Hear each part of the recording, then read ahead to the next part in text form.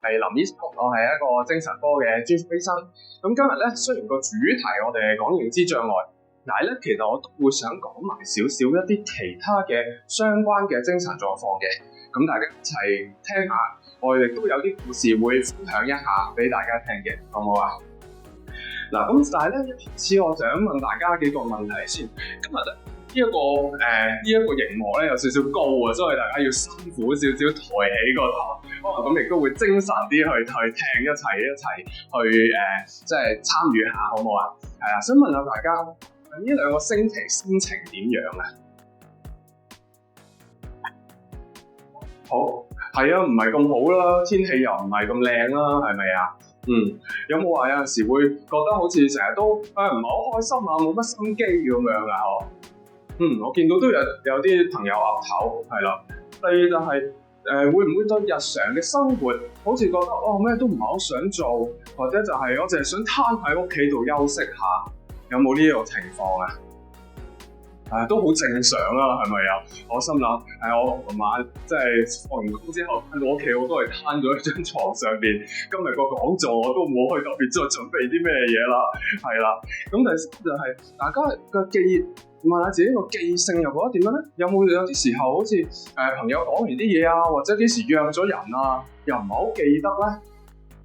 係啊，至少我琴日咧，我都要即刻問一問今日嘅主禮即係單位，聽日我究竟幾多點鐘去邊一度㗎？我都好驚自己記錯。係啊，所以其實呢三個問題咧，大家都會有答係或者有試過。咁但係咪代表我哋嘅精神就唔健康咧？係咪代表我個記性就有問題，要去睇醫生咧？呢個又唔一定嘅。個比喻就好似我哋發燒，我哋感冒，我哋會係啦，探熱會探到有發燒，但係咩原因咧？係咪一定係感冒咧？而天氣咁熱，其實有少少輕微中暑，我哋嗰個體溫都會高咗嘅喎，係咪啊？另外就係而家除咗感冒菌之外，好多啲其他細菌啊都好犀利。如果佢真係啲嚴重啲嘅病肺炎啊，特別會發燒嘅喎。甚至大家如果有中意沖好熱水嘅水涼，你試下沖完涼之後出嚟探一探熱，可能你都會高過平時嘅喎。所以發燒或者體溫上升咗，唔一定係感冒，唔一定係肺炎，可以好多原因。頭先我哋講嘅冇乜心機、冇乜心情或者記性唔好，亦都一樣可以係好多原因。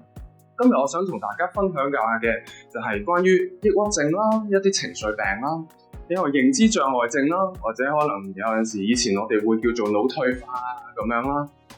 同埋就係會唔會有陣時其實兩者都一齊存在呢？最近我估大家都會睇報章、雜誌、電視，甚至身邊嘅朋友可能都會聽多咗，身邊有人有情緒困擾，有冇人識屋企人或者朋友有覺得唔係好開心啊？冇乜心機啊，想去揾人幫下手嘅，可以舉一舉手俾我睇下有冇啊？有，係咯，至少我哋可能喺報章雜誌上邊都聽到好多。究竟而家係咪呢個情緒病或者精神健康嚴重咗咧？但係其實就算係咁樣，我哋又好少聽到啲人真係要去睇精神科醫生嘅喎。大家有冇人有接觸過或者認識過任何精神科醫生㗎？有一位、兩位。咁過完今次我講座之後，你哋每一位都可以舉手啦，因為今日你哋認識到我啦，係啦，亦都聽過一個精神科醫生究竟係一個點樣嘅人嚟嘅咧？唔係好似啲睇戲咁樣，好奇奇怪怪啊，坐喺背後你哋攤喺張床上邊，跟住就講自己啲心事出嚟，佢就喺後邊唔知做啲乜嘢啊，係啊，究竟係點樣嘅咧？係啊，咁而家大家都會知道一個精神科醫生，我哋平時係點樣做嘢，或者我哋係點樣睇病人、點樣幫人嘅。咁但係其實去睇精神科醫生咧，都係一個好大嘅，要出到好大嘅一級嘅。係啊，好多人咧都唔會，好似你有傷風感冒，你會落樓下去睇家庭醫生。你如果有一日你話我口氣唔係好順，你一定會即刻去睇醫生。但係瞓得唔好，你記性差，你會唔會即刻下晝就去睇醫生咧？好多人都唔會。點解咧？好多人會覺得我年紀大咗，記性差咗，好正常啫，係咪啊？或者有人就會話睇精神科會唔會俾人當我係黐線㗎？我好奇怪喎，好失禮喎。亦都有聽過就係，其實可能嗰個人自己都知道自己有一啲困難，有一啲困擾，但係去睇咗醫生之後，就好似俾醫生標籤咗，係啦，我真係有病，我真係好嚴重啦。呢一個諗法都會令到好多人卻步，唔想去睇醫生，尤其是精神科嘅醫生。但係其實我哋科同其他科一樣，你牙痛你會去揾牙醫，你流鼻水你發燒你會去睇家庭醫生。同樣地，如果有情緒有焦慮嘅困擾，都一樣可以去揾醫生。我哋今日主題就講認知障礙啦。但其實認知障礙或者腦退化究竟有幾常見呢？我見在座都有一啲比較年紀大少少嘅朋友啦，係啊，因為大家都好健康、好精靈，但可能你身邊嘅朋友或者屋企人年紀都會有翻咁上下啦。有冇一啲人身邊都認識一啲有認知障礙啊，或者係有記性問題嘅朋友、屋企人呢？其實原來都真係好常見喎。60歲以上已經10個人有1個有啦。係啊，大家諗下呢一個數字。今日我哋大概60人左右嚟咗，60歲以上嘅可能一半啦，係咪啊？或者多過一半啦。即係在座其實可能都有3-4位會有呢一個風險係有認知障礙。而且咧，隨住年紀增生咧，年紀越大咧，嗰個患上認知障礙嗰個機率比率亦都係倍升嘅。大家可以睇到下邊嗰幾條顏色線，每日落一級就係多咗5歲，每大5歲咧就差唔多咗1倍嘅機會患上認知障礙。所以其實呢一個數字都真係好多。我哋唔好講到話有認知障礙症咁嚴重啦。如果有一啲性問題或者係思考認知個能力差咗，但係仍然可以運作到日常嘅，過到日常生活冇問題嘅，呢一類別嘅人，我哋叫做一啲輕度嘅認知障礙。其實10個人有2個，即係5個有1個，呢個比起認知障礙更加常見添。頭先我哋都講到情緒病、抑鬱症、焦慮症，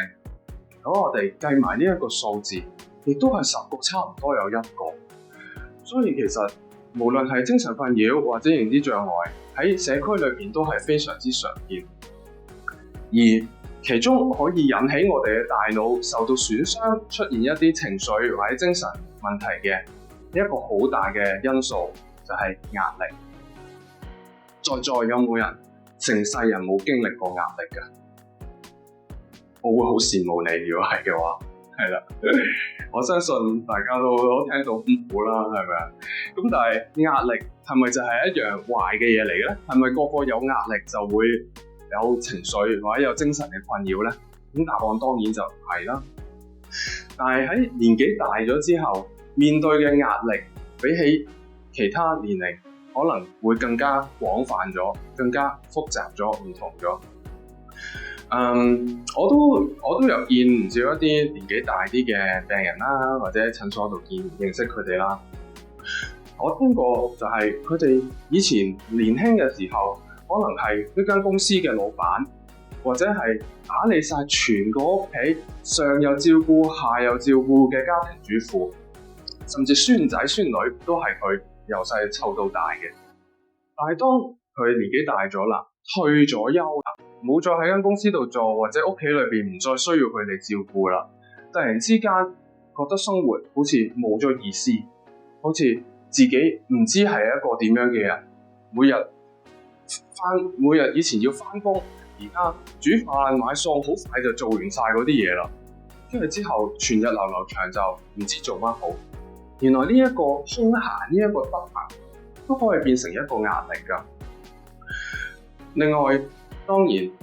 隨住年紀大，身邊嘅朋友或者屋企人可能都會慢慢生病啊，逐一離開我哋啊。如果我哋陪伴咗我哋身邊好多年嘅一個伴侶，佢離開咧，其實係我哋人生裏邊會接觸嘅壓力最高嘅一點嚟。係啊，所以我哋嘅伴侶喪偶，或者喪失咗一啲我哋好重要嘅人啊、好友啊，其實對我哋嚟講都係一個非常之大嘅創傷同埋壓力。另外，自從疫情開始之後，疫情接住一啲社會嘅事件，有好多人都選擇咗離開我哋熟悉嘅香港，移民到去第二啲地方。但係上咗年紀嘅爸爸媽媽、長輩，又係咪一定會適應得到去另一度重新生活呢？所以通常我都聽到好多就係爸爸媽媽可能會留低咗喺香港，但係仔女就帶住啲孫仔孫女移民咗去第二度啦。嗰間屋平時又有細路聲，又有煮飯，又擺多幾雙筷、幾個碗，而家突然之間得返2個人，甚至1個人喺度，嗰個空虛呢一個壓力，亦都係好難可以想像點樣去面對。當然呢一度都列咗一啲常見嘅年紀大咗之後，甚至其實而家未必係年紀大咗添啊，唔同嘅年齡層其實可能面對緊呢一啲嘅壓力啊。仲有一樣當然都好多人會困擾嘅，就係身體健康啦。今日呢一個節目都係一個健康節目，我估大家都係好關注健康嘅朋友。但係有陣時身體健康就係唔受到我哋自己可以控制，甚至而家睇醫生，醫生亦都好忙咯，一日可能喺公立醫院排隊排成個下晝先見過醫生嗰2分鐘，醫生冇乜講嘢就送咗你出嚟啦。究竟我嘅健康我自己可以點樣去處理？我可以做啲咩嘢？我食緊啲咩藥？啲藥有咩副作用？可能自己都未必好清晰。呢一啲情緒，呢一啲健康上邊嘅未知啊，健康上面嘅擔憂啊，其實亦都可以影響我哋嘅情緒。而壓力如果短時間嘅，其實佢唔係一件壞事嚟嘅。我哋喺少少壓力、少少推動力之下，我哋嘅做嘢嘅動力會高啲，我哋效率都一樣會高啲。但係如果個壓力長期喺度唔走，仲要係越嚟越冤住咁樣，就好似我哋啲背脊痛咁樣冤住痛咧，其實對個腦都係一樣好大嘅傷害。因為個身體都會作出一啲反應，令我哋嘅壓力荷爾蒙啊、皮質醇啊嗰啲上升，呢一啲會令到血壓高啦，令到糖尿啦。同埋其實亦都會損害個腦一個好重要嘅地方，嗰個叫做海馬體。呢個正正就係我哋愛嚟記憶嘅地方。所以有時長期壓力，我哋會覺得記性真係差咗嘅。呢一個係好實在嘅一個生理現象嚟嘅。唔單止個記性，情緒方面亦都會受到困擾，因為壓力荷爾蒙都一樣會影響我哋情緒。所以長期嘅壓力就好似我哋一條蛋糕或者一條橡筋咁樣，你間唔中拉下佢，拉完之後你放手，佢會翻去原本個樣。但係如果你拉到佢好長時間拉住喺呢一個位，你會發覺你放開咗手，佢都唔識彈翻去原本咁樣。我哋個腦其實都係一樣。跟住落嚟，我又想分享下一個故事咧，或者一位人士啦，可以俾大家認識一下。我哋叫佢做陳伯啦，佢係68歲嘅一個退休工人嚟嘅。咁退休之前咧，做咗好多年嘅工廠工人啦，亦都係屋企裏邊嘅經濟支柱。但係好似頭先講，佢退休咗之後，每日坐喺屋企開住個電視，眼睛係望住個電視嘅，但係播緊啲咩嘢自己都好似唔知道咁樣。以前佢朝早會中意落去飲完茶，跟住先返工，行下街市。而家就覺得，去嚟都冇乜意思啦。一日買餸都可能買咗成個禮拜嘅餸啦。而且佢雖然全日冇乜做嘢，夜晚翻到嚟之後，喺張床上邊眼光光等天光，瞓唔着喎。佢自己就話：我成日都冇記性啊，成日都諗唔起啲嘢。但係當你細心地同佢傾偈，佢會記得好清楚以前翻工嘅嘢啊，每一個同事、每一個朋友嘅事啊，甚至其實而家每一個屋企人佢啲孫嘅事，佢都一樣記得好清楚。但係佢只係覺得自己個記性唔係好理想。喺陳伯呢一個個案裏邊，我哋見得到佢面對緊一啲情緒同埋精神上面嘅困擾啦。佢嘅所謂發病啦，或者面對出現呢啲困難咧，係有一個好明顯嘅因素嘅，就係佢退休之後，而且佢唔止個記性受到困擾，佢嘅情緒困擾都係非常之突出嘅。呢一個個案就係我哋成日可能會聽到記性唔好，但係原來個問題唔係源於喺記性嗰度。我哋又聽下陳太嘅心聲。陳太就話：本身咧以為即係先生係腦退化、認知障礙，咁我自己上網睇咗好多資料，發覺都唔係咁似嘅。因為佢唔單止係，佢有陣時又唔係記唔到嘢喎，有啲嘢又記得好清楚喎。同埋最奇怪嘅就係佢成個人好似變咗唔同咗咁樣，煮親佢最中意食嘅嘢，佢食兩啖就放低咗啦，令到陳太都會覺得係咪我自己煮嘢差咗咧？係咪唔好食咧？陳太就話：不如你可能個腦有問題啊，你去睇下醫生啦。跟住陳伯就好嬲，即刻就應佢：我冇病，你先有病。係啊，我翻去瞓啦咁樣。陳太都唔知點樣回應佢。有陣時甚至會自己偷偷地匿埋一個喊添。佢自己都一樣同陳伯一樣，開始瞓唔到，成日都好擔心住。我哋好多時照顧者其實一樣面對緊好多嘅壓力。頭先陳伯嘅個案其實就係一個好典型嘅抑鬱症，年老咗之後嘅抑鬱症。佢個主要嘅核心嘅症狀會見得到一個持續嘅情緒唔開心，而且咧喺男士身上咧，雖然我自己都係男士啊，男士身上咧我哋好少話自己唔開心嘅，係啊，但係咧就會係猛整啦，冇乜耐性啦，容易咗發脾氣啦。可能身邊嘅女士都會察覺得到，同埋咧，亦都會喺佢日常嘅生活上面反映到出一啲轉變。譬如以前可能中意去飲茶，中意去打波、去跑步、去做運動，至少就係會約朋友出嚟見面。如果出現咗抑鬱之後，呢啲興趣都變到冇咗。雖然一日裏邊冇乜做啲咩嘢，但係我人成日都好似好冇嚟精神啊，好攰啊。但係到夜晚又瞓極都瞓唔到，仲有一樣瞓唔到嘅特徵就係可能好早就會醒咗，譬如2、3點醒咗，一路都瞓唔翻，等到第二朝鬧鐘響。當然喺情況嚴重嘅時候，仲會有一啲好負面嘅想法，例如覺得自己好冇用啊，覺得將來已經冇乜希望啊，生存落去都冇乜意思啊，甚至可能會想早啲離開呢一個世界。呢一個咁樣嘅抑鬱症咧，喺老人上面出現咧，我哋會叫做一個假性嘅認知障礙。點解咧？因為佢一樣會可能係同大家講冇記性，但係呢一個記性差就唔係源於個腦記唔到，而係佢根本冇嗰個動力，冇嗰個心機去記住佢。就好似我哋攞個電話出嚟，你想影低啲相，我哋先會記得發生咗啲咩事。而家連嗰個影相嘅功能都壞咗，你都影唔到張相，你點樣記得發生咗啲咩事呢？點樣可以諗嗰個畫面出嚟呢？點解我哋個影相機壞咗？其實就係個情緒影響咗佢。不過好消息就係抑鬱症、情緒病其實都一樣有得醫嘅，治療嘅方法亦都有好多，呢度就未必同大家太深入去講啦。跟住落嚟啊，都分享另一位個案。呢位我哋叫佢梁婆婆啦，佢72歲，係一個家庭主婦嚟嘅。其實幾十年嚟咧，梁婆婆都係屋企裏邊最精靈嗰一個，所有屋企嘅大小事情咧，佢都記得一清二楚，同埋睇透大家關係上邊啊，邊個中意邊個啊，嗰啲少少嘅事。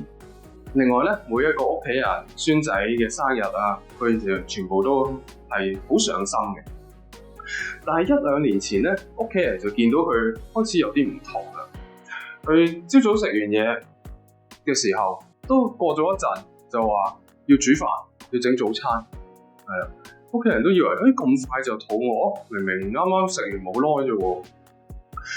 婆婆亦都好中意去煮飯，好中意去煲湯嘅。成日就係煲到燶咗、瀉咗，甚至有陣時唔記得熄火就行咗出個門口。仲有一樣好奇怪，佢將一啲鎖匙啊、臨審嘢啊，竟然放咗入去雪櫃，當咗佢係一啲凍肉咁樣擺咗入去。同埋佢以前會落街同啲街坊傾偈啊，坐下公園啊，飲下茶。有一日竟然行下打俾屋企人，話我蕩失路，唔識點樣翻屋企。屋企人亦都發現佢講嘅嘢越嚟越少，越嚟越重複。有陣時問住嘅問題，問完又再問，屋企人都好擔心啦，就可能亦都想帶佢去睇醫生，話佢可能你腦有啲退化啊咁樣。跟住之後，我亦都好嬲啊！佢就反應：你話我老人痴呆啊？我仲好醒。呢個梁婆婆嘅個案同頭先陳伯有啲唔同，佢嘅記性差係越嚟係慢慢咁樣出現喺大家唔知之間，就好似一樣又一樣以前嘅嘢做到嘅嘢，而家變到難得到佢。同埋咧，亦都係一啲本身自己好熟悉嘅範疇啊，買餸、煮飯，甚至係喺屋企樓下附近行路，佢都蕩失路。同埋唔單止，原來佢嘅性格亦都有啲改變咗。以前平時佢好多笑容，好即係亦都係好和藹可親嘅一個老人家嚟嘅。而家變到成日都冇乜表情啊，甚至好似鼓起泡腮咁樣，又會話工人有陣時攞咗佢啲嘢啊。啲錢咧，唔知係咪工人自己袋咗啊？小心個工人啊咁樣，亦都有陣時聽過啲個案就係炒咗好多個工人，連工人都唔想留低做啦，因為同個老人家相處唔到。佢屋企人亦都初頭其實不以為意嘅，覺得老人家老咗會唔記得嘢，好正常啫。但係後尾其實佢發覺慢慢唔係心留低阿婆婆一個人喺屋企。因為真係試過煲燶嘢，試過冇熄火，試過出咗門口唔識自己返屋企。佢擔心婆婆，擔心到成日都瞓唔着，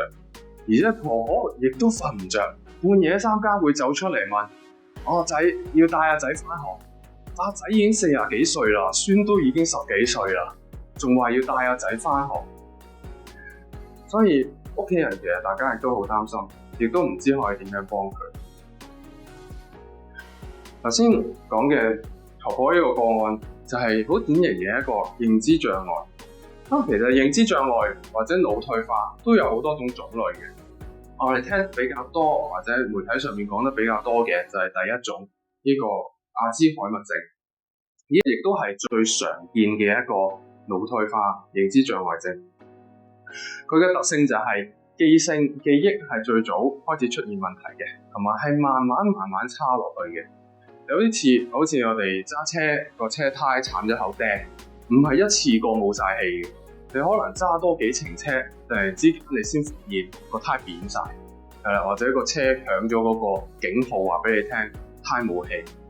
我哋嗰個腦記性嘅差，亦都係慢慢咁樣差嘅。當開始察覺、開始留意到個胎冇晒氣嘅時候，可能已經係比較前期、後期一啲啦。另一類嘅認知障礙咧，都常見嘅咧，就係一個血管性嘅認知障礙。而家大家可能在座好多人都會有一啲長期疾病啦、三高啦、高血壓啊、糖尿病啊、膽固醇高啊呢一啲。其實呢一啲長期病患咧，一路都喺度損害緊我哋嘅血管嘅。而個大腦亦都係一個非常多血管去提供個養分啊、提供個養料啊嘅一個器官嚟嘅。所以如果我哋啲血管慢慢受損、慢慢收窄嘅時候，其實個腦嘅供血亦都會越嚟越少。供血突然之間冇咗，大家就會好清楚呢個係一個中風。但係其實有好多一啲叫做小中風嘅情況咧，喺我哋腦每一日其實都可能會發生緊。呢啲平時唔會留意得到，唔會有症狀，但係可能要照電腦掃描啊、照腦部掃描啊，先會見得到某一啲區域發現一個缺血小中風嘅情況。咁如果呢一啲缺血嘅地方喺正我哋好重要嘅海馬體啊、好重要嘅記憶中心啊，記憶當然就會受損啦。另外兩種就唔好咁常見，咁我哋呢度就唔多講佢啦。咁但係頭先都有一個問題就係，其實老人家記性差咗好正常啫。點樣先係一個認知障礙？點樣先係有病呢？記性差只係其中一個症狀嚟嘅啫，好多時其實亦都伴隨住其他腦功能嘅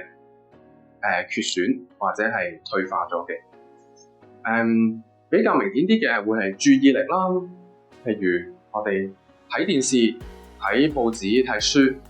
平時可能可以睇晒成個1個鐘嘅節目嘅，好記得入邊講過啲咩嘅，睇到尾嘅時候會好期待下一集嚟嘅。但係如果我哋嘅注意力唔好嘅時候，睇到一半可能已經走咗神，唔知發生咗咩事啊？呢一個邊個嚟㗎？呢個角色邊個嚟㗎？或者點解佢會喺呢一度嘅？頭先發生咗咩事啊？唔清楚，睇下入咗魂啦。呢一啲係一啲注意力嘅注意力唔好嘅表現。另外就係可能喺我哋嘅對話、日常傾偈之中都會有機會發現。傾偈其實我哋大家都要好留心、好注意住對方講啲咩嘢，跟住我哋先回應得到噶嘛。如果注意力唔好嘅時候，又係會聽啲冇聽到啲，人哋講咗去邊，你又接唔上個對話，呢個亦都係注意力差咗。另外，好似今日咁樣講座啦，我哋講座1個鐘時間，其實都幾長噶，大家要嘅專注都好犀利噶。如果喺呢一啲情況，亦都當個注意力差嘅時候，會發現好難跟得上。可能聽下就會諗咗其他嘢啊，或者可能會好攰啊，想瞓咗啊，呢啲都有機會係注意力差。另外一點就係執行功能。執行功能係咩嚟嘅咧？大家可以諗就係你點樣去計劃同埋去做一件事。舉個例，今晚好多屋企人翻嚟，我要煮一餐大餐，我要去買啲咩餸，買幾多，我剩咗啲咩嘢之後用唔用得到咧？另外就係可能一啲同樣嘅食材啊，買嚿豬肉，個豬肉可以攞嚟，豬骨可以攞嚟煲湯，個豬肉可以攞嚟整排骨啊。咁呢一啲其實都要好多嘢諗，個腦好多計劃嘅。認知障礙嘅人士開始會發現呢一度出現困難，佢去到個街市門口，可能都唔知自己要買啲乜嘢嘢，或者唔知點樣先係可能個量要買幾多，買幾多錢啊咁樣。可能打開個雪櫃，有好多啲剩咗落嚟，擺到已經過咗期壞咗嘅食物喺度，呢啲都有機會係反映佢哋嘅計劃同埋執行嗰方面出咗問題。而言語方面，亦都有一個比較常見啲、容易留意到嘅就係講嘅嘢可能越嚟越少啦。無論係嗰個量或者係嗰個題材，可能只係問翻一啲好表面、好日常嘅嘢，問完又再問。呢啲都係一啲言語上面出現咗困難。種種呢啲唔同嘅認知功能，如果佢出現咗下降，而且佢開始影響到日常生活啦，譬如好似陳婆婆嗰個個案，佢真係煮飯煮唔到啦，真係會煲燶湯啦，真係會出咗街揾唔到路翻屋企啦。呢啲甚至可能有一啲危險出現啦。幾樣嘢加埋一齊，加埋生活上面一啲困擾，醫生就有機會去診斷出一個認知障礙。當然我哋都要排除其他嘅疾病引起啦，譬如第一個個案陳伯嘅情緒問題、抑鬱症。如果我哋唔係情緒引起嘅，或者就係唔係一啲急性嘅身體毛病引起嘅，譬如有陣時當感冒啊、發燒啊嗰啲時候咧，個腦功能自然都會差咗嘅。冇人感冒嘅時候仲好精神去落街去買餸去煮飯啊，係咪啊？咁呢一啲亦都唔算係認知障礙。醫生除咗會問症啦，會了解下發生咩事啦，亦都可能會做一啲測試，問一啲問題，考下一啲記性。咁呢啲都幫醫生去做診斷嘅。所以翻嚟陳伯同埋婆婆嘅個案，佢哋兩者嘅分別最明顯嘅就係起病發病嘅時間有唔同嘅。抑鬱症可能短時間啲，幾個月幾個禮拜出現嘅。認知障礙可能係以年計嘅。記性方面，其實如果抑鬱症嘅記憶，佢哋唔係儲存唔到，唔係冇入到嗰個記憶嘅，而係冇嗰個動力，冇嗰個精力去記憶翻嗰樣嘢，揾翻嗰個記性出嚟。就好似我哋嘅相機、手機裏邊啲相喺晒嗰個相簿裏邊，但係揾唔翻佢出嚟啫。但係認知障礙嘅分別就係，我哋根本上冇影到嗰張相，影唔到，影唔清楚嗰張相。所以攞翻出嚟嘅時候，亦都好模糊、好唔清晰啦。第三點就係我哋自己有冇留意到呢一個狀況？好可惜地，通常認知障礙嘅人，因為個時間比較耐一啲發生啦，同埋佢哋自己嗰個思考能力亦都弱咗，自己未必察覺到係有問題嘅。身邊嘅人最親嘅人，通常就係發現到你哋有唔同之前熟悉嘅唔同咗。但係情緒問題嘅，通常自己都會有一啲覺察，自己都會有一啲困擾，譬如瞓唔到啦，譬如咩都唔係好想做啦，譬如會周身唔舒服啦，咁呢一啲去睇醫生。講完頭先兩個，亦都想分享多一個有少少唔同嘅，同頭先純粹記性差或者一個唔開心、抑鬱方面。呢位梁婆婆68歲。佢之前係一位老師嚟嘅，喺中學度教。退休之前咧，婆婆其實返工啊、做嘢全部都好井井有條，全部都好盡責嘅。但係佢退咗休幾年，開始慢慢發覺佢身體越嚟越多病，健康越嚟越差，耐唔耐都會心跳快啦，個胸口、心口好似壓住啊，唞唔到氣咁樣啦。有時又腸胃唔舒服，成日都胃痛、背脊痛、頭痛。咁佢因為都受過教育，亦都係好注重自己身體。佢先後就去揾唔同嘅醫生，睇過心臟科、睇過腸胃科、睇過腦科。大家醫生亦都做過好多檢查，每一次淨係翻嚟話俾佢聽，你啲驗血好正常喎，你啲掃描好正常喎，照過個胃冇穿窿冇潰瘍喎，係啦。就好似話俾你聽，你冇問題，你冇事咁樣。但係我仍然都好不解，點解醫生話我冇嘢，但係我都仲係個唔舒服嘅咧？佢相信其實仲有一啲病係醫生未揾得到啊，或者係個檢查唔夠詳細啊，所以冇發現到嘅啫。但係為咗呢樣嘢，佢成日都會去上網去查下呢個症狀，查下嗰個病，亦都會走去睇下啲報章，睇下啲書，了解下。越諗就越擔心，越擔心就好似越唔舒服咁樣。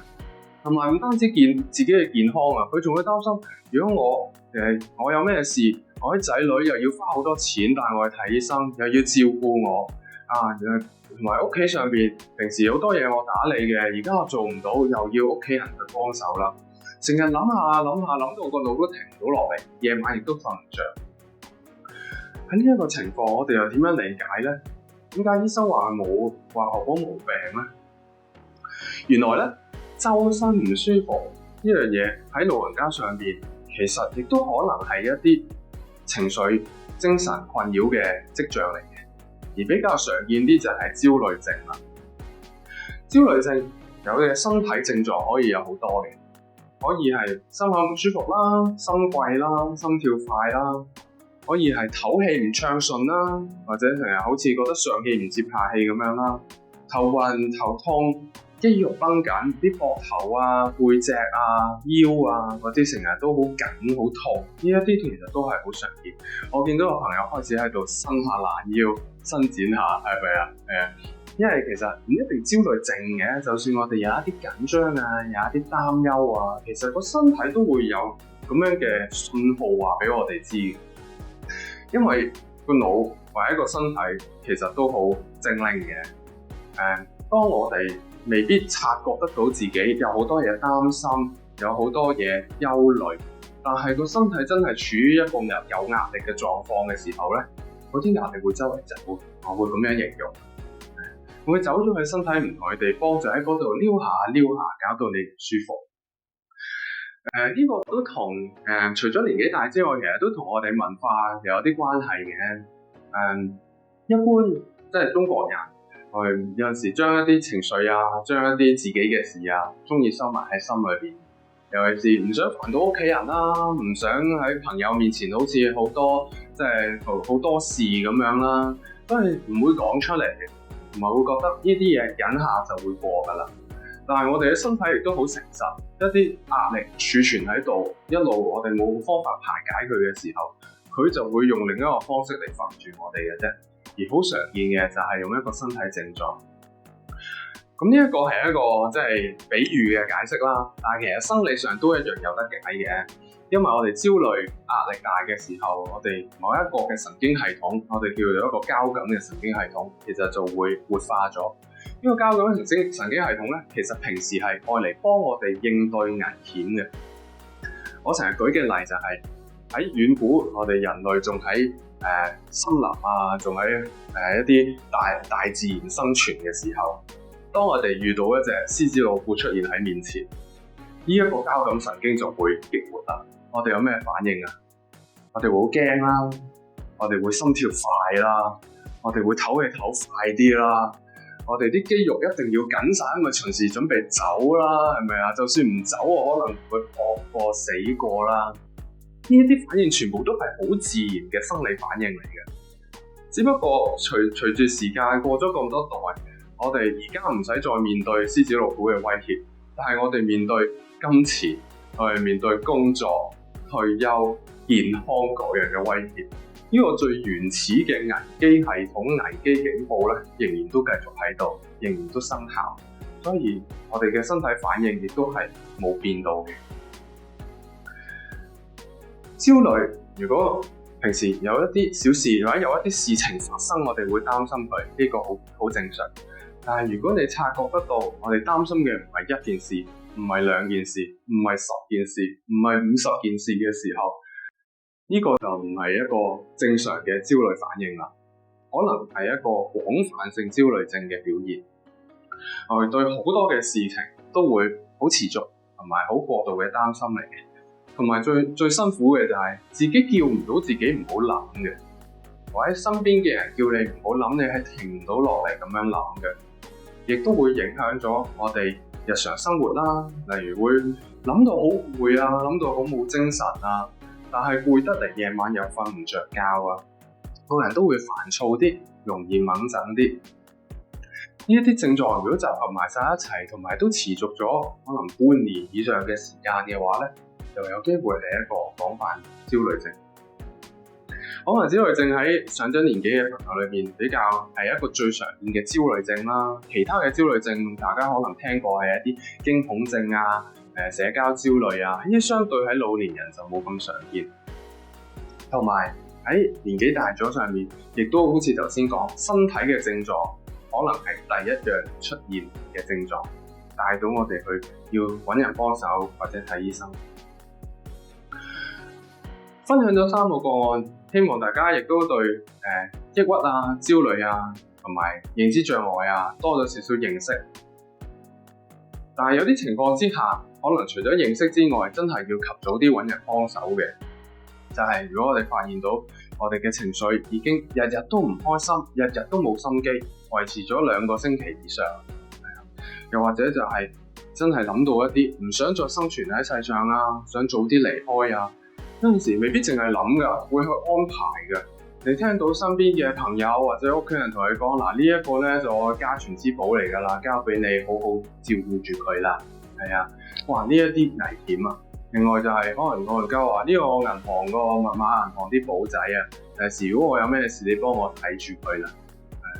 單呢樣嘢可能未必咁危險，但係如果有埋頭先所講嘅一啲跡象、情緒嘅跡象嘅話，呢個就唔好輕視啦。跟住接住落嚟最後嘅部分，都同大家分享下一啲生活上邊可以幫得到我哋情緒啊，幫得到我哋記性嘅一啲小貼士。喺分享貼士之前，其實咧頭先所講嘅認知障礙，我哋醫生發現到有好多嘅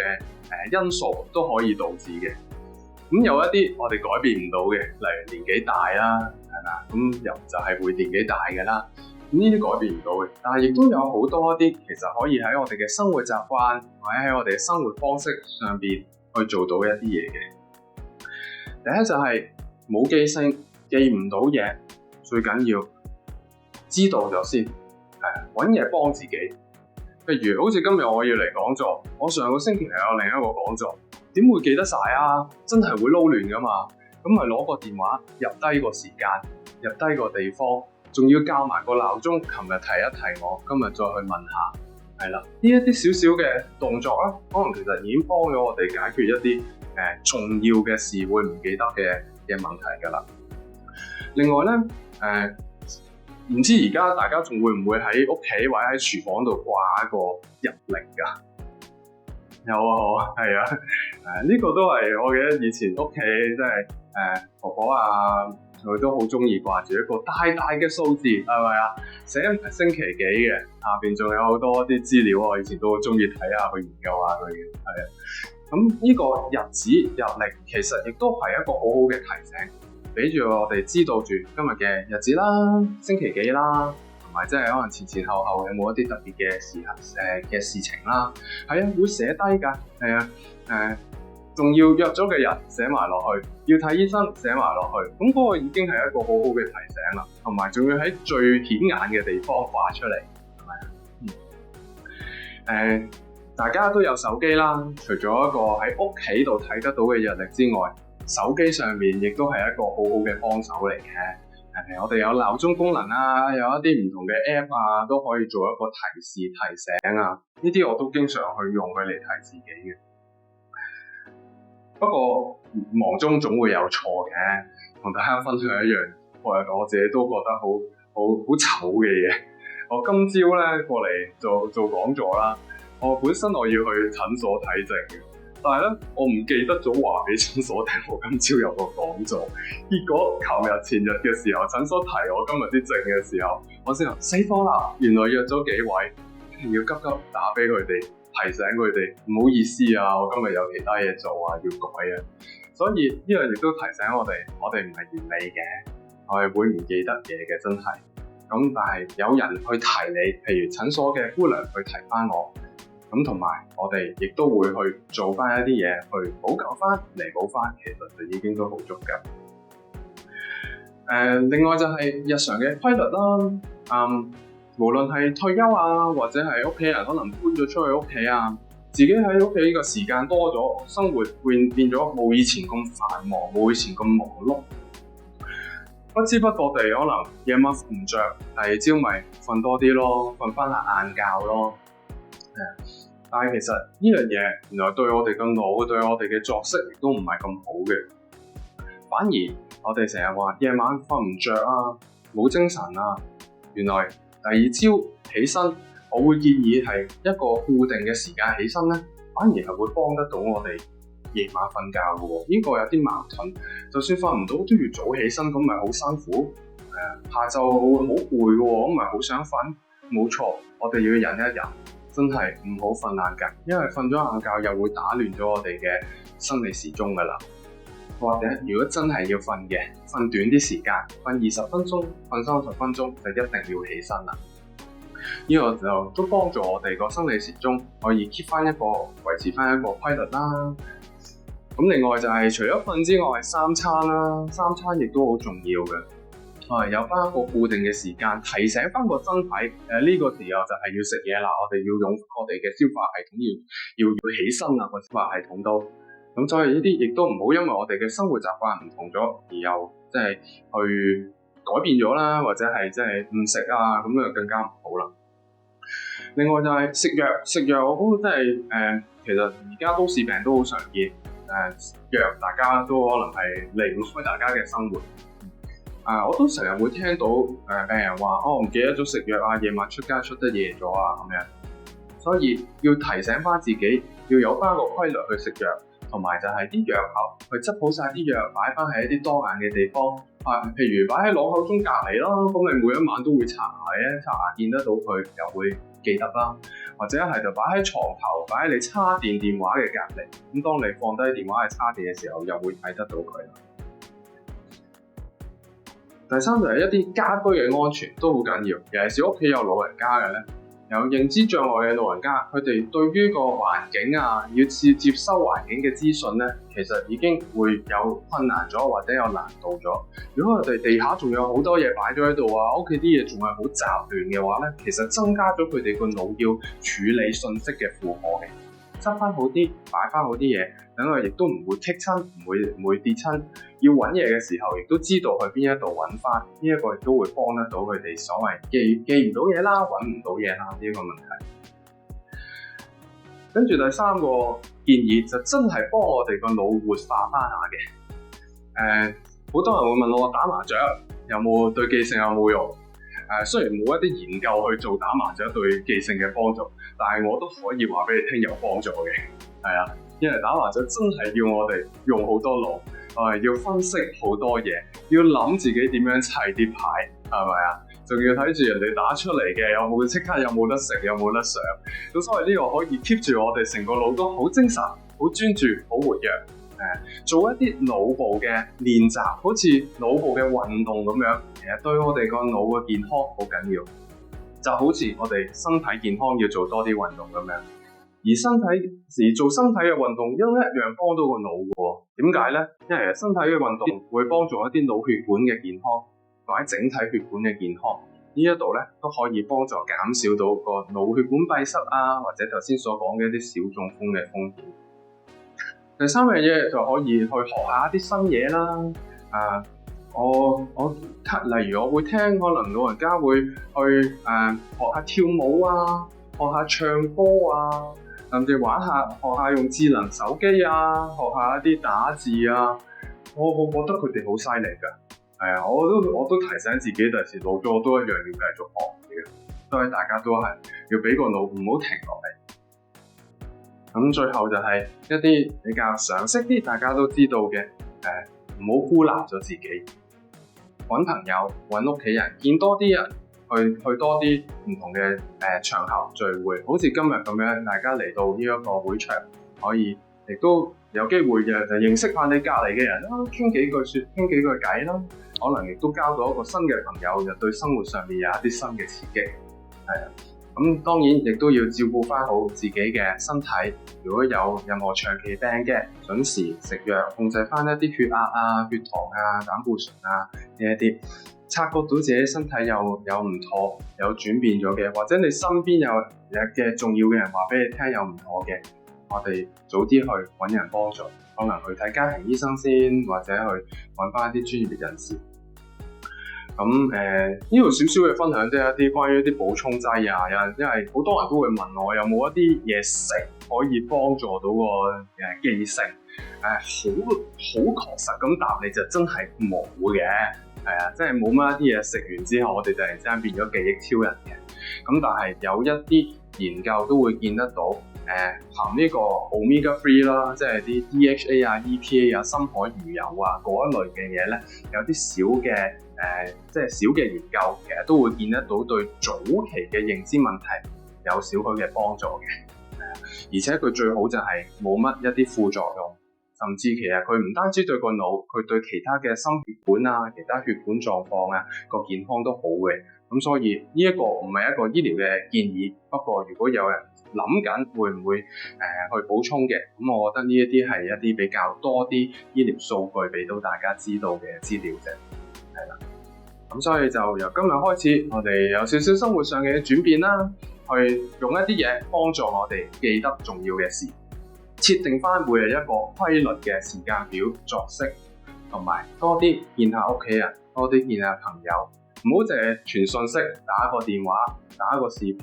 或者甚至約出嚟見個面，呢個對我哋嘅健康、身心同埋個記性都係會好嘅。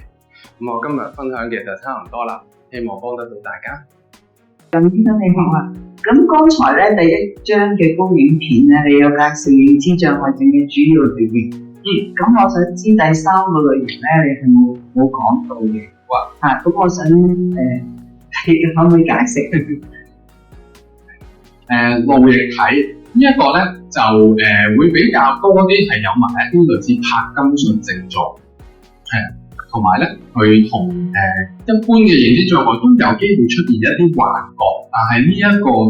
類別咧會更加多，同埋比較多啲係一啲視覺嘅幻覺，譬如睇到一啲奇怪嘅嘢啊，睇到啲動物喺屋企啊，睇到一啲存在嘅人喺屋企啊，而且嗰啲感覺係好真實嘅。我而家見到你而家見到我感覺一樣，所以有時係會好驚啊，或者係好疑惑，點解屋企咁多人喺度咧？好緊張啊，會有呢啲反應。嗰啲症狀就係講緊即係手震啦，有陣時步履不穩啦，講嘢啊、行動啊都會緩慢咗好多。咁其實呢個佢同帕金遜症係有一個重疊性喺度嘅，甚至可能係即係兩者都各有嘅。咁喺個治療方向上邊會有啲唔同，用藥會有啲唔同咯。有一個新名詞叫腦霧啊，係咩嚟㗎？其實呢一個我估佢唔係一個醫療用字嚟嘅，不過起碼我接觸過嘅、聽到嘅都可能係一啲好廣泛地會覺得個腦筋認知能力弱咗咯。咁就可以係類似參考翻呢一度嗰個大方格入邊嗰幾種嘅認知功能都可以係嘅，即係有啲人可能覺得係個注意力差咗，有啲人可能覺得係記性差咗，有啲人覺得係我要去計劃嘢啊、諗嘢啊嗰個位差咗，即係佢只係一個比較大包圍啲嘅名詞去形容下一個腦而家唔係好聽使嘅狀態咯。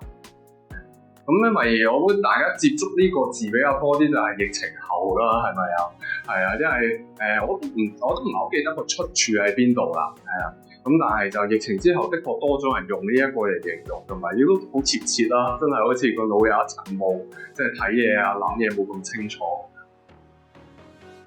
如果介意嘅，好多人咧係即係對你冇興趣啊、陌生啊，咁唔同你嘅交流啊或者交談啊，呢個係咪好普遍化嘅咧？喺而家嘅現狀，喺而家嘅社會嘅現狀，即係嗰啲人好樣嘢都冇提你興趣啊，即係對自己冇興趣嘅嘢，即係當然事情冇反應啊。如果遇到即係當你想去認識一啲新嘅朋友，但係遇到咁樣嘅對待嘅時候，的確係好失望嘅，同埋好無奈嘅。我會建議就可能揾翻一啲即係志同道合啲嘅，或者可能大家喺興趣上面啊、關注嘅嘢上面啊近似嘅。譬如好似今日嘅講座，咁相信大家都可能係對精神健康、對健康有興趣㗎啦。咁我估你在座去認識下其他人，大家應該唔會唔理呢位先生㗎，係咪啊？係啊。咁另外第二就係可能一啲真係平時日常嘅嗜好興趣嗰啲咯。如果例如你中意聽音樂嘅，咁可能去一啲音樂會啊嗰度揾埋同樣嘅人，咁大家嗰個即係情投意合嘅機會又大啲咯。係啊，咁不過如果你話喺街上邊普遍隨便一個人啊，而家大家成日都望住部手機，淨係低頭族咁樣，的確又好似好難喺街上面同人搭訕去開展一個話題嘅，我自己就會覺得好踴躍啊！大家，黃醫生好啊，想請問下咧，坊間係咪有啲方法去判斷嗰個認知障礙去到咩指數，或者無記性可能都會有少少噶嘛？咁或者該去到咩程度，係咪有啲叫人咧食咗好換嗰個血壓咧？好啊，的確係有一啲我哋臨床上會做嘅測試，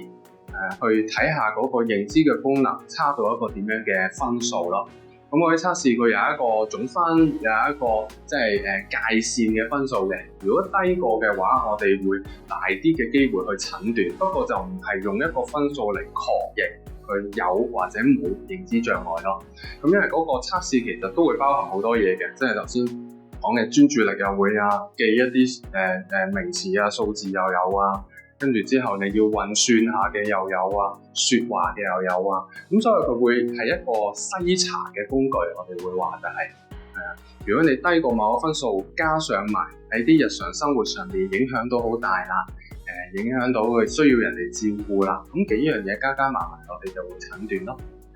咁另外而家亦都有一啲新啲嘅檢查可以做，就真係去睇下個即係認知障礙嘅類型。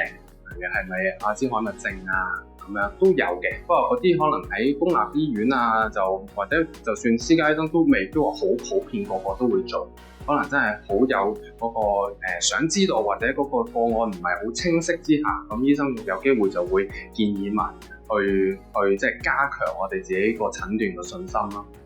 至於藥物嗰方面咧，都有好幾種嘅藥物有得選擇嘅。如果真係確診咗認知障礙，有一類嘅藥物就係可以改善到嗰個功能，改善到嗰個症狀。譬如就係而家呢刻我個記性由以前咁樣跌咗落去咁樣啦，係啦，食咗藥之後可能上升翻一啲。咁但係佢唔能夠改變嘅就係嗰個認知障礙個趨勢點樣行。所以每個人嗰個退化嘅速度都會有唔同，但係個藥就可以推高住少少佢而家嗰個能力。咁呢個係其中一類嘅藥嚟嘅。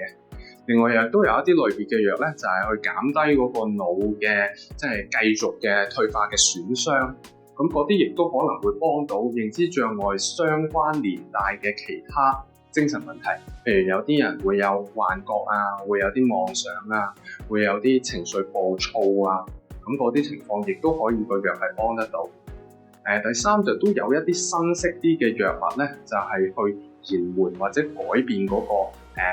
退化嘅速度嘅。咁不過嗰啲藥就而家未算係好普遍咁樣用，係啦，有啲醫院可能已經開始有啦。或者有啲私家診所可能都會有啦，但係佢又有自己嘅一啲其他大啲嘅風險啊，譬如有機會腦出血啊，咁所以又唔係個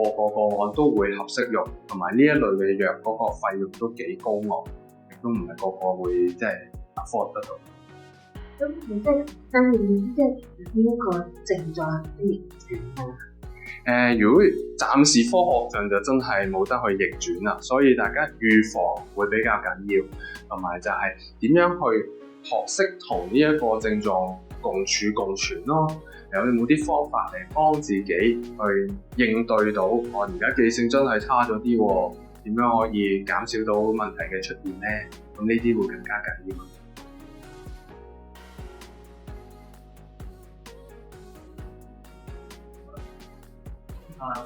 嗱，呢啲我想問問咧，你嗰啲有關測試嘅方法，我做過好多次嘅呢啲嘅測試，咁就個分數咧，由17分到9分到30分都有，咁但係咧我就覺得呢啲測試咧係咪好有效？因為點？我覺得如果你教育程度高啲嘅時候，你一般個測試有好大，我覺得好大分別。喺呢方面咧，就係你哋點樣睇？你講嘅都係有部分係好正確嘅，所以咧我哋喺嗰個教育程度上面咧會有分數嘅調整嘅。如果教育程度低過6年嘅話，我哋個分數係會加翻1-2分咁樣嘅，係啦。或者另外就係可能係嗰個分數個排列咧，即係亦都會根據你唔同嘅教育程度啊、唔同嘅年紀啊，我哋有唔同嘅參考分數。咁所以教育程度嗰方面就唔需要擔心。至於你話好似唔係好有效，咁的確對於個認知功能幾良好嘅人嚟講咧，做呢啲測試會發覺好似好簡單啊，甚至有少少無聊嘅，咁可能你做過一次，你會記得翻添，下一次嘅時候，都係講嗰幾個詞語我都記得啦，咁呢個某程度上其實亦都反映你嗰個腦功能少咯，冇去到退化嘅程度咯，而調轉頭，如果真係有腦退化嘅，就算呢一啲我哋對於我哋大部分人覺得好簡單嘅嘢咧，佢都會真係有困難。同埋隔咗一段時間再做之後咧，亦都未必記得嗰啲答案。咁所以喺臨床上面，佢都有一個應用性喺度嘅。亦都正如我講，唔係淨係靠呢啲分數，我哋就去診斷有或者冇認知障礙，都要睇埋嗰個病歷啊、生活嘅範疇點樣啊，先去做到個診斷。喺測試過程裏邊咧，我最差嗰樣嘢咧係啲短暫記憶㗎。講完一陣咧，你即刻叫我講翻講唔出，或者諗翻都有啲咩方法可以即係改善咧？如果日常上面嘅，真係多少少用個腦，訓練自己多啲。譬如你有陣時有啲嘢要記嘅，你真係唔好全部淨係依賴晒手機啊，或者其他人提醒啊，俾自己試下去記咯。我哋個腦都好似一個肌肉咁樣，你用得多啲，佢就會強壯啲。好一啲。咁呢個係真係愛嚟改善下嘅方法啦。咁所以有啲人又會中意玩下，可能做啲文字嘅遊戲啊、掃讀啊嗰啲，又會可以當係一個腦部嘅 exercise 咯。咁第二就係我哋確實有陣時真係記唔到咁多樣嘢嘅，嗰啲時候就要揾嘢嚟幫我哋。其實我哋咧所講咧喺個 WhatsApp 有觀眾問啊，因為咧佢嗰個人咧就已經70幾歲啦，咁記性好差㗎嘛。不過咧佢有好多朋友，一見到喺嗰邊出咗街啊，去邊啊去玩啊，應該就冇呢個性㗎啦。咁但係咧佢就唔會發脾氣啦，啲就成日覺得啲仔女鬧佢啦，但係當然冇啦。咁其實呢個會唔會係似躁狂症多啲？會唔會係認知障礙以前？首先你都講得好，即係可能嗰個嘅社交或者佢整體嗰個生活個功能唔算太差嘅，係啦，所以有機會其實佢係冇任何精神問題添嘅。咁但係咧，如果你話細節上邊可能係邊一種類嘅症咧，就算認知障礙腦退化開頭嘅時候，都唔一定要全部嘅認知範疇都受影響晒嘅。如果記憶已經影響咗，就係個性格有一啲轉變，即係情緒調節、情緒控制上面有一啲轉變，再加上年紀大，可能呢個真係一個早期或者一啲輕度嘅認知問題啦，咁樣咯。至於躁狂症或者躁狂抑鬱症咧，其實喺老年人上面就比較少見啲嘅，同埋咧亦都有一個比較常見啲嘅誤解就係咧。暴躁或者情緒煩躁就係一個症狀，佢的確係一個症狀，但係咧我哋通常會係一個持續嘅情緒煩躁、持續嘅情緒問題啦，連帶埋有一啲其他相關嘅症狀，譬如好衝動啊、好急啊，第二就係失眠，成日都瞓唔到，但係精力亦都好充沛啊。甚至係會仲係覺得自己好叻啊，有好多其他人冇嘅能力啊，自視好高啊，呢一啲類別嘅症狀，咁先係一個躁狂症嘅躁狂期嚟嘅。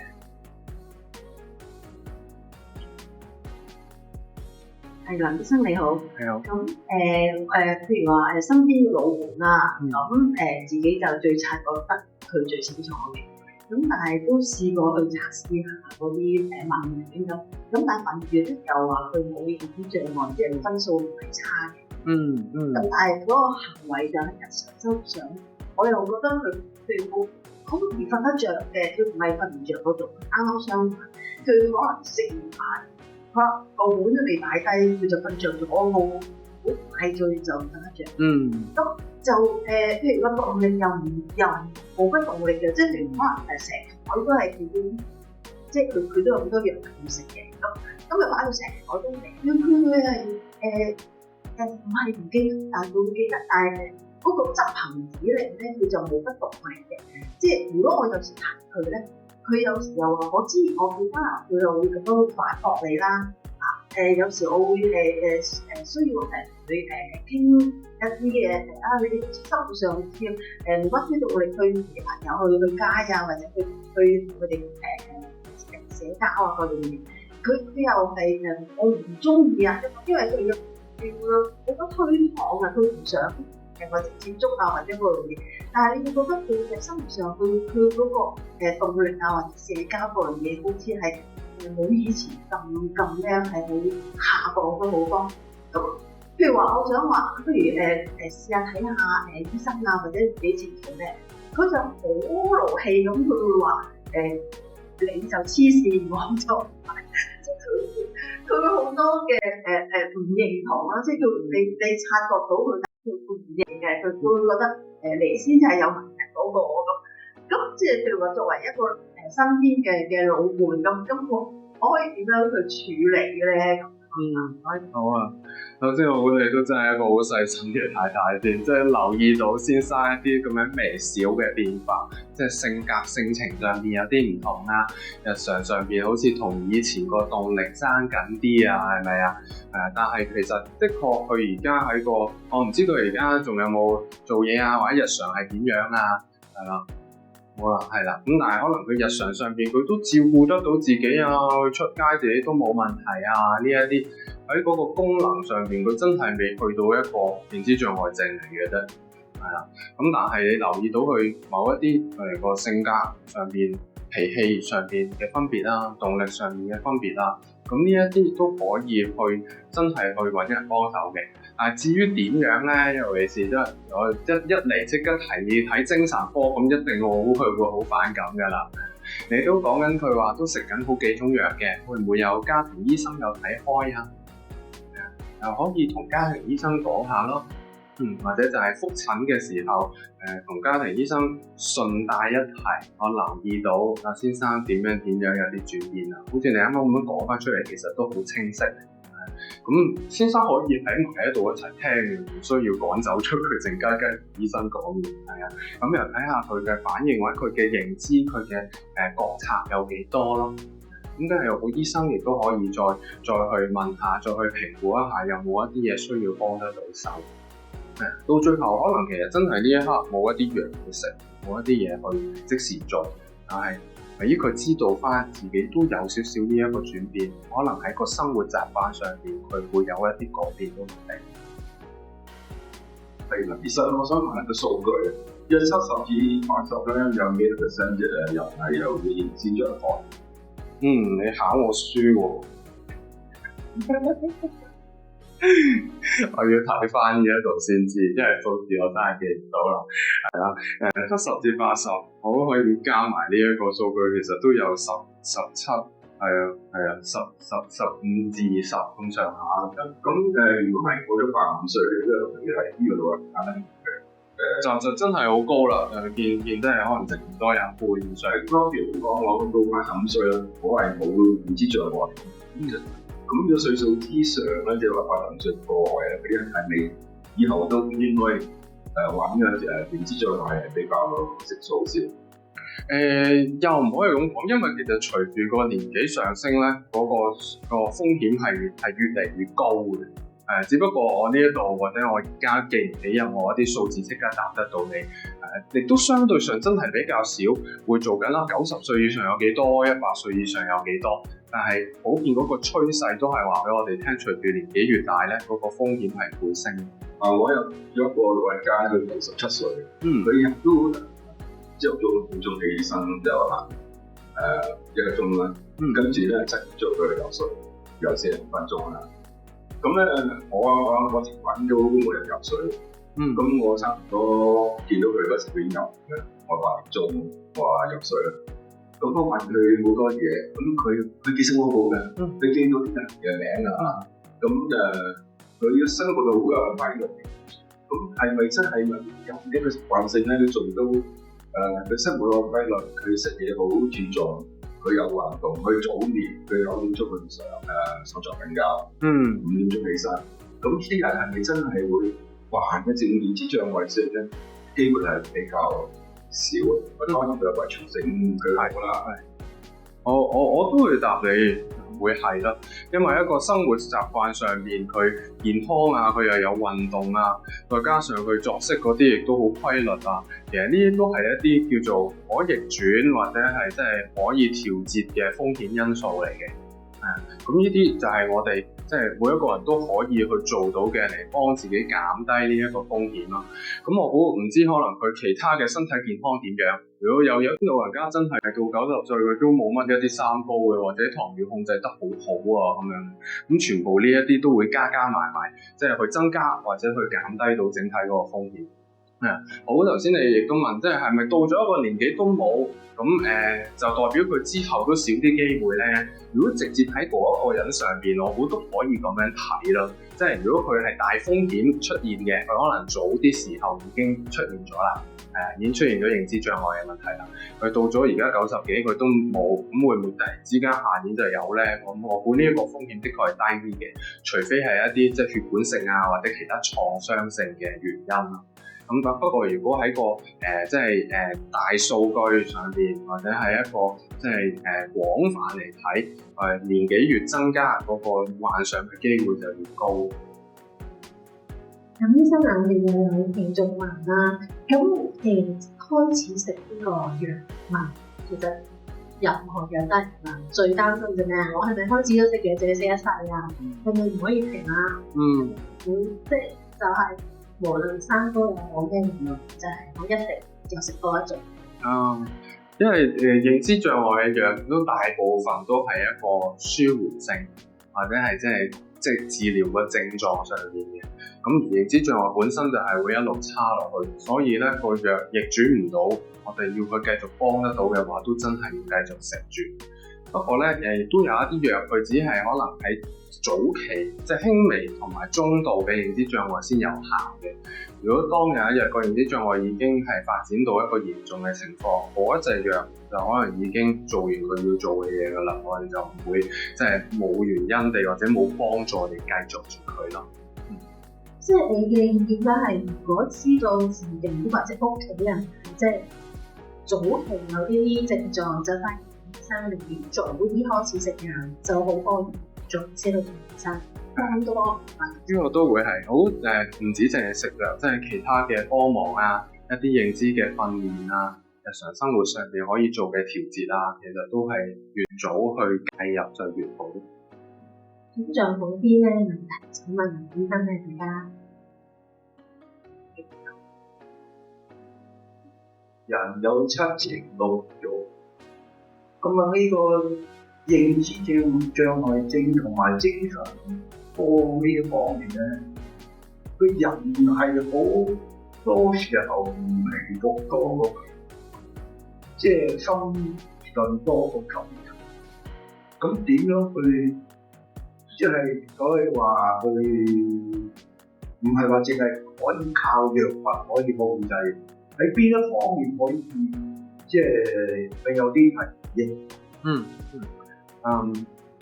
有一點都可以補充下嘅，喺認知障礙上面咧，我哋頭先有講嘅一啲會係情緒可能會暴躁啊，會煩躁啊，但係其實亦都有好多認知障礙症嘅人士咧，佢哋冇呢個情緒煩躁嘅問題。調轉頭，佢係一個情緒麻木咗，情緒少咗，係啦，開心嘅、期待嘅、興奮嘅、焦慮嘅各樣全部都減少咗，就好似你講個七情六慾都收窄咗咁樣。呢個都係一個腦退化咗之後，我哋個身體調節情緒、感知情緒嗰個系統都有啲退化。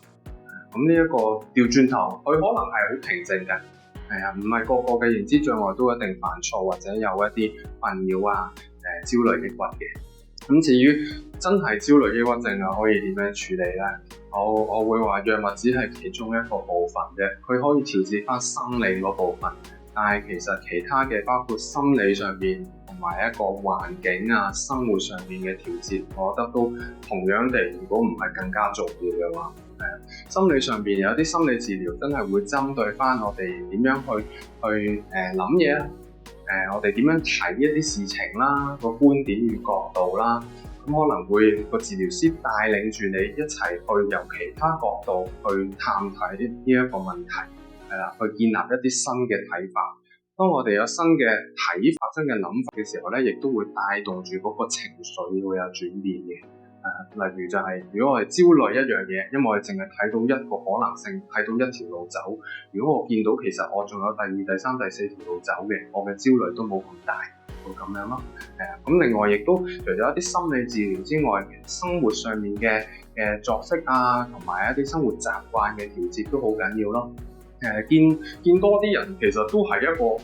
其中一款心理治療都做呢樣嘢㗎。係啊，係針對嗰個人際嘅關係啊，點樣增加個人際關係個網絡、支援性嘅網絡。咁當然我哋要選擇啦，要挑選啦，即係咩人會我哋納入喺我哋嘅人際網絡裏邊啊？呢一啲會幫到我哋嘅，對我哋有支援嘅。咁呢啲都係啦。咁同埋除咗人際之外，有陣時其他啲支援嘅治療啊，一啲正念靜觀嗰啲治療啊，亦都會幫到我哋一個心緒平靜啲，係啦，洞察多啲自己嘅情緒，可以將自己同埋情緒嗰個距離拉遠啲，就彷彿好似我知道我而家係處於一個唔開心嘅狀態嘅，但係呢個唔開心係一個會過嘅狀態，就好似天上面嘅雨雲咁樣，佢會過渡咗，我哋就會有晴天啦。即係呢個係個理念咯，但係點樣去做都要治療師去帶住你去體驗嘅。同埋林醫生嚟都問咧，如果屋企人即係啲長者爹哋媽咪都有啲自己嘅機會都會嫁咗咧，係咪需要做嗰啲就啲 test 或者啲基因啊，會唔會早啲要做呢啲檢查？而家預知性嘅檢查或者即係預知性嘅評估暫時就冇嘅，係咁有喺同好多其他精神科嘅病症都一樣，有家族嘅病史會自己患上嘅機會都大啲，咁所以與其就話去早啲去測試，就係早啲留意翻，即係做多啲個腦部嘅練習啊，唔好俾自己個腦咁停咗落嚟啊，同埋即係個生活習慣上面健康翻，我覺得呢個會緊要啲。醫生，我想問咧，認知障礙同嗰個帕金遜症嗰個主要分別咧？兩個都係兩個唔同嘅病嚟嘅。帕金遜症就主要係影響嗰個腦入邊一啲運動細胞、神經嘅運動細胞，意思就係即係嗰啲細胞係控制管理我哋啲動作啊、動作協調啊嗰方面嘅嘢。咁所以點解會出現手震啊，或者有陣時嗰啲肌肉會好僵硬啊，動作會緩慢咗啊？就因為佢淨係針對嗰個運動神經嘅意思，就係一啲我哋啲肌肉控制嗰個神經。咁但係因為個帕金遜症都同一啲退化性嘅病因有關，咁而認知障礙亦都係一個退化性嘅病因，所以有陣時兩者都會共存咯，或者會同時影響得到，就好似頭先講嘅其中一類型嘅認知障礙症咁樣，或者就係喺一啲帕金遜症上面嘅病人都會有輕微或者有某程度上嘅一啲認知障礙。咁佢哋個病因就係兩樣唔同嘅嘢。請問下，如果係初期咧，係咪可以驗血啊，或者做腦掃圖咧，我會睇到個指數身體點樣？如果食藥就主要就唔係淨係睇住一啲掃描或者單一嘅指數嚟衡病咯。可以做到一啲掃描，佢會有現象睇得到，譬如個腦有啲退化嘅跡象啊，或者有啲小中風嘅位置啊，或者係嗰個腦個容量少咗啊，會見到呢一啲嘅，呢啲全部都係我哋叫做一個診斷上面嘅支持性嘅證據。咁至於食唔食藥，其實都要衡量翻第一佢個嚴重性啦，有陣時輕微未必會一定要食藥。第二就係藥物都有一啲副作用嘅，有啲副作用係會同其他藥物有相作用嘅，咁所以都要睇下其他病同埋食緊嘅其他藥有冇相衝，我哋先會考慮藥。驗唔可以驗到其中一個類型嘅，即係阿茲海默症嗰個類型嘅認知障礙。醫生，我想問咧，如果係瞓覺瞓得好多嘅，同埋成日都發夢嘅，有時嗰啲夢係比較係好有壓力嘅，即係驚咁嘅夢啊，會睇到啲邊一方出咗問題。如果發得多夢咧，我哋瞓覺嘅時候咧，其實一直個腦都會喺深層睡眠嘅狀態都會發夢嘅，但係當我哋醒咗之後，通常淨係會記得最尾嗰個夢嘅啫。如果你發現成晚好多夢，亦都反映有機會就係你醒得好多次，即係個睡眠唔係好夠深，中間好多啲斷咗嘅位置，咁所以你都會個睡眠質素冇咁好啊，會攰啲啊，自然你又會想瞓多啲。咁我覺得呢一個要睇翻你嗰個睡眠質素點樣啦。至於話夢嘅內容，好科學上我哋就未必有得解釋啦。咁但係如果個夢嘅內容都好多焦慮啊，好多驚啊、危險啊，咁我都會想問下，或者都會想知道你日常係點樣咯。即係喺白天即係清醒嘅時候，會唔會都有好多呢一啲擔憂？係咪都面對緊好多啲壓力？咁睇下喺呢方面有冇得調劑調整？